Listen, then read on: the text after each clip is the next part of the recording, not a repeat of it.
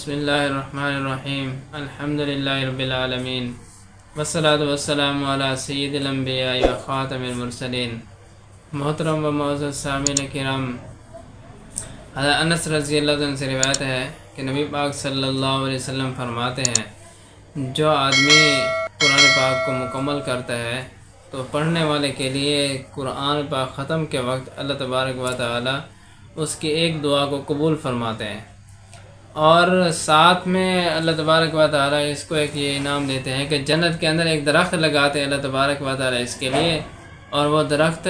اتنا بڑا اونچا ہوتا ہے کہ اگر کوا جو ہے یہ اڑنا شروع کرے، اس کے نیچے سے تنے سے جڑوں سے اڑنا شروع کرے اور اس کی چوٹی میں آخر میں شاخوں میں جانا چاہے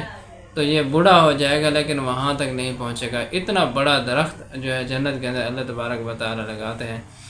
تو جنت جو ہے چٹیل میدان ہے، اور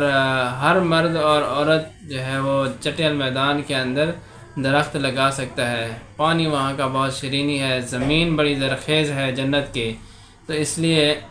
کوشش کریں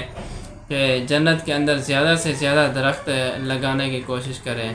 تو اللہ تبارک و تعالی اس کو درخت دے دیں۔ یہاں پر ایک چھوٹا سا درخت لگاتے ہیں ہم، پھل جب آتا ہے تو بڑے خوش ہوتے ہیں، تو وہاں پر اتنے بڑے بڑے درخت اللہ تبارک و تعالی عطا فرمائیں گے، اور وہاں پر جب پہنچ جائیں گے تو پھر خواہش ہوگی کہ، اور پھر احساس ہوگا کہ ہم نے اتنا قیمتی اثاثہ اکٹھا کیوں نہیں کیا، کیونکہ دنیا جو ہے آخرت کی کھیتی ہے، اور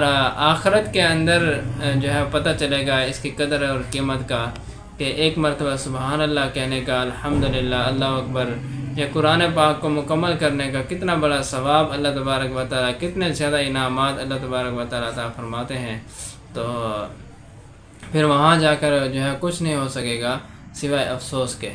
تو اللہ تبارک و تعالی سے دعا، اللہ ہم سب لوگوں کو عمل کی توفیق عطا فرمائے۔ وآخر دعوانا الحمد للہ۔